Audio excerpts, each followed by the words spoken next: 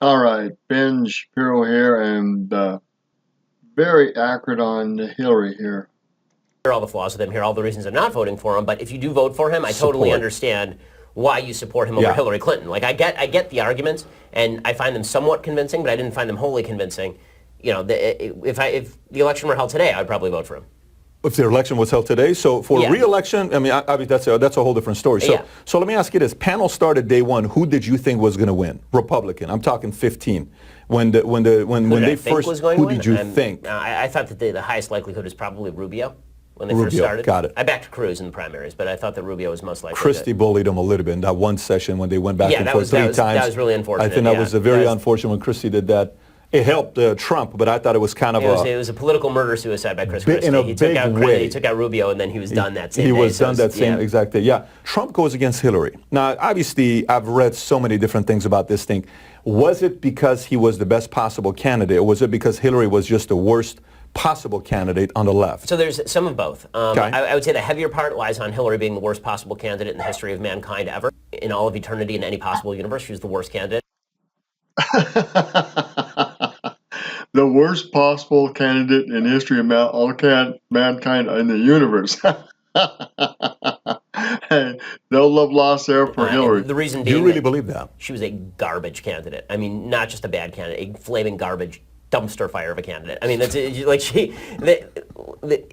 and the proof of this is that she lost to Donald Trump. Like, I don't know how it's possible to lose a presidential election to a guy with a 40% approval rating at his height, right? So it wasn't like Trump was wildly popular and people were showing up in mass numbers to vote for him. He won fewer votes in Wisconsin. Now, Trump did have some great rallies, and I think Ben is a little wrong there. He had some super rallies, and he still does. Than Mitt Romney did in 2012. He won the state. Romney lost the state. Why? Because Barack Obama actually won people in Wisconsin. No one showed up to vote for Hillary in That's Wisconsin amazing, by or the way, what you Michigan. just said. Yeah. Okay, say that one more time. So in 2012, Romney won the same number of votes as Donald Trump. Romney won slightly more, actually, than Donald Trump. In Wisconsin. Romney lost the state of Wisconsin. Yep. Trump won the state of Wisconsin. No one shows up to vote for Hillary Clinton. That's amazing. Right? No, people despised Hillary Clinton. I think for good reason. She was a terrible candidate, and I think she's a horrifically corrupt human being. But so that's part of it, right? She ran a horrible campaign. She's incredibly unlikable. Like, they keep showing polls now, as unpopular as Trump is, showing that if they ran a re-election campaign now, Trump would beat her again, right? So it's not a fluke. So there's that. As far as Trump being the best candidate, I think in some ways that was true. So in 2015, October 2015, I gave a speech at University of Missouri, and this is, before any of the primaries have started, and I said, I think that maybe the only person who can beat Hillary Clinton might be Trump for a couple of reasons. One, because a lot of Republicans are in this their strategy was, if I can peel off 10% of the Hispanic vote and if I can peel off 5% of the black vote, then maybe I can eke my way to a victory. Whereas Trump's strategy was basically, if I eke out 2% more turnout from the white vote, then I win. Right? His strategy, which is what he did in Michigan and Pennsylvania and Wisconsin and Ohio, he basically said, here's our base. It already went really heavily for Romney. Now I'm just going to get the turnout up in that particular group, and then I can still win the election by winning a little bit more of a group I already have, as opposed to trying to peel off a large percentage of a group that I don't have. Right? The Rubio strategy would have been, go after Hispanic community, try and get that 65% down to 58% for Democrats, try to get the black vote from 88% Democrat to 84% Democrat, and you win. Right? Trump's was like, okay, I know I'm going to lose this many Hispanics, I know I'm going to lose this many black folks. Instead, I'm just going to get my white percentages up a little bit, and I'm going to get turnout up a little bit. So his strategy was largely geared toward that, and I think that that was a smart strategy, just demographically speaking. The other thing is that Trump had a unique capacity to avoid the kill shot. And the reason for that is because Trump is, as I said many times, a mud monster, right? The guy is made of mud. There's just so much schmutz on him that if you throw more mud at him, it doesn't even show up. It's like black socks. They never get dirty, right? So Trump was black socks in this election. It didn't matter what you did to the black socks. They were still black. Whereas Hillary Clinton, every ounce of scandal that was put on top of her, it showed up. Yeah. Right? The media were trying to portray her as cleaner, as clean as the driven snow. And then every time Trump would fleck some dirt on her, it would really show up. She would fleck dirt on him and be like, whatever. I made it her. What do you want, right? It made no difference. Right? That's why I was so stunned that his lawyer was paying $130,000 to Stormy Daniels, because why? Like, if that had come out, he probably would have won more votes. Like, it wouldn't have hurt him in any way. Like, Trump. The other thing is that Trump was willing to play dirty, right? In a way that Romney was not in 2012 and McCain was not in 2008. Trump was willing to. That's it. Trump had been in politics and the political realm actually a long time in the corporations and stuff that he was doing. So he knew that playing dirty would win. So, but I think Trump is also a hardcore businessman. And in his heart and mind, he knew that he had to clean up business and he had to clean up politics to some extent to get this country where it needed to go. And he repeated that privately and publicly again and again. To play dirty. So Trump is a hammer, and as I said many times throughout the election cycle, he's a hammer in search of a nail. Sometimes he hits the nail, and when he does, it's just political magic. Sometimes he hits a baby, right? So you just don't know whether he's going to hit a nail or a baby. So when he hits a baby, we all go, oh my God, that's just terrible. I can't believe he did that. But when he hits a nail, you're like, wow, he's the only guy in the world who would actually take a hammer to that nail. Good for him. But that gives him an edge. He can get away with anything, right? I mean, at least with a certain base. He's even said it himself. He says, I can go out there right now. You've heard it. This is the truest thing he said. He could have shot somebody on Fifth Avenue who'd had the same number of voters. No question. No question. Because Hillary was that off-putting, and also because Trump, you know who he is, a known quantity. So let me ask you, look, when Barack Obama was done, after his term, 8 years, was he at a point, he was still loved. People liked him. It was not like his policies produced anything that was out of the ordinary. Obviously, we went into debt, $21 trillion. Sucked, but yeah. But still, he was liked. He was loved. If he'd run for a third term, he would have won. This is now my question would be the following. If Biden would have ran.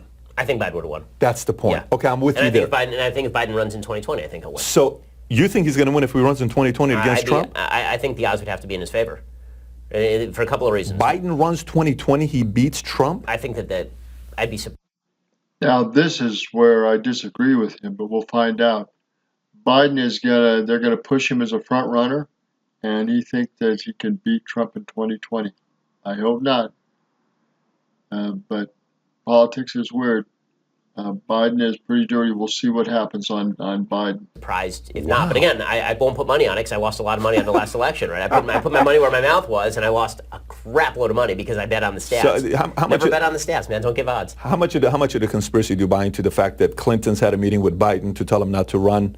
Did you read up on that at all? Yeah, Did you kind of look up? So what I do buy is that they went to Barack Obama and they said to Obama that we're going to use some of the money that we gather to help pay off your 2012 campaign, and also that, I'm obviously going to win the nomination. Don't back Biden. I think that it was really more about Obama backing Biden than it was about the Clintons bullying Biden out of the race. So you do believe that event took place? Well, there's no question that Obama probably should have backed Biden in the primaries, and probably Hillary and Bill went to him and said, here's all the reasons why you shouldn't back Biden, and then Obama refused to support Biden in the primaries, and that was it for Biden. How much different? Here, Shapiro says Biden would have won.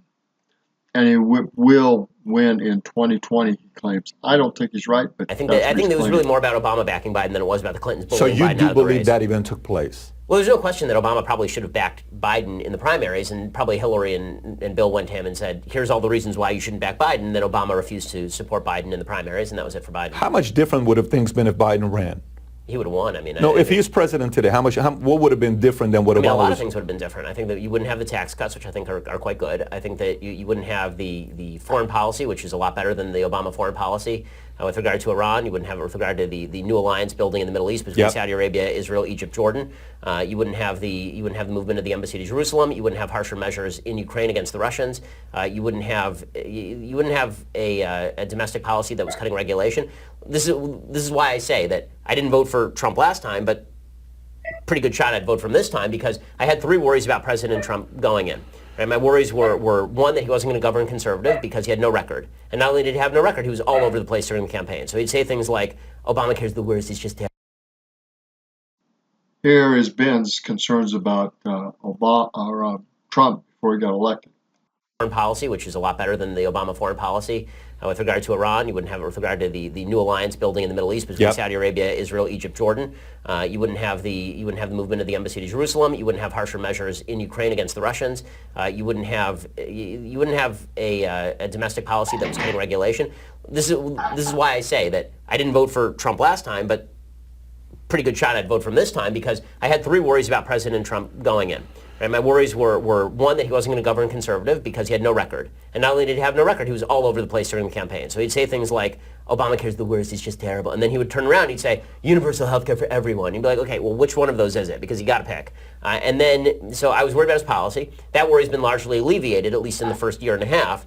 because he's governed conservative, like more conservative than anyone I can remember. He's given us Gorsuch, he's given us a bunch of appellate court justices. Like all of this stuff is really good. My second worry is that he was going to soul suck the Republican Party, meaning Republicans were going to stop being conservative and they were instead going to look at Trump as a thought leader on issues like free trade or like Russia or on his kind of vulgar personal behavior. I don't think that's really happened so much. I think that people voted for him because they wanted the policy and because they didn't like Hillary Clinton. And I think that if somebody who were classier as a human being were to run for president and be popular enough, they'd follow that person too. So I think that worry's been at least partially alleviated. You know, it's sad to watch. I think some people make excuses for his bad behavior. I think there are a lot of people on the right who make excuses for him, which I don't agree with. I can praise his policy and still think that he's kind of a heel when it comes to his personal behavior, and not kind of, a heel when it comes to his personal behavior. And then there's, number three, which is him poisoning the well with a lot of young people. And I was really worried that he was going to become, as the face of the Republican Party, this toxic figure standing above the entire conservative movement. And anytime I try to convince somebody, people go, oh, well, look at Trump. I mean, you're backing him, and he's the worst. And I still worry about that, but I think the damage has largely been done already. So him being reelected would not exacerbate the damage. It would just be a continuation of what's already happened. So most of the damage happened when he was elected in that respect. So a lot of my worries about him being elected have either been alleviated or they have been obviated by the fact that he's already the president. So it sounds like you're going to be as you're going to lead his political campaign 2020. I would highly doubt that, but I'm not sure that the president wants somebody out there on the campaign trail calling him a heel personally. But here's a question for you: is he a president without Kellyanne Conway? Yeah. No. If he didn't bring Kellyanne Conway on his team, Kellyanne was not the person who moved the ball. Neither was Bannon. Really? Yeah, you don't give a lot of credit to Kellyanne Conway. It wasn't the messaging. Trump didn't change. Okay, Trump was the same Trump in the primaries. I think she schooled a lot of these CNN and MSNBC hosts when she would sit there and America was watching and her interviews and persuasion. I think Kellyanne is good at her job, but I don't think that. I don't think things radically changed. Kellyanne Conway's not on the campaign. I think that the presidential race is between the two candidates, and Trump won. So it's more about Trump than anybody else. So you're saying right now, you're not willing to put money on it, but you're saying right now, 2020 Biden runs, he's probably going to be winning. Yeah, you'd have to say that probably. Yeah. Just by the data. I mean, he's got a much higher approval rating. Trump is personally unpopular, and also Trump, he emits this feeling of chaos all the time. Like if Trump would just go into a basement for 2 years and just let everything calm down and cut it out with the Twitter and just sign a bill every so often, go to his rallies with all the people that he likes, then I think he'd be in real good shape. But here's the thing, and I've said this to top members of the administration. Between 2000 and 2004, George W. Bush had to pick up 11 million additional votes in order to win. In 2000, he lost by 500,000 popular votes. In 2004, he wins by about 1.5 million. He has to pick up 10 million votes between 2000 and 2004. Do you know a person in the United States who did not vote for Trump last time who's going to vote for him next time aside from me? Right? And there's not a ton of people who are out there who have been convinced to vote Trump now.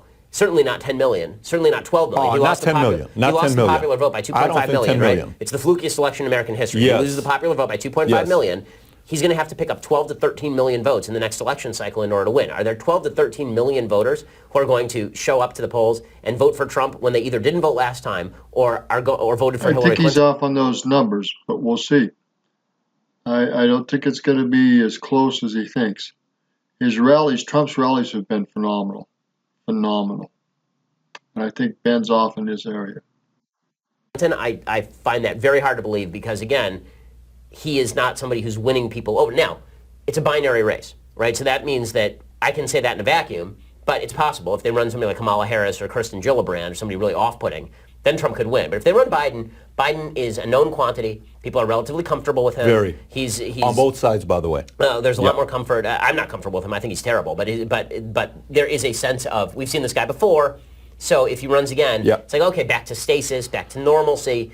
I think he'd have a heavy advantage in a run against. But it's the polls show that, by the way, that I think it's like 53-38 right now. But the polls showed Hillary was supposed to embarrass Trump, and Trump should have just left and gone to China for 6 months for vacation. This is true, and just stay there. True and not true. So the national polls showed that she was going to win by anywhere from 3 to 5 points. She won by 3. So the national polls were actually right. It was the state polls that were really skewed. So when I say the national polls show Biden embarrassing Trump, again, that could change. We're 3 years out, but.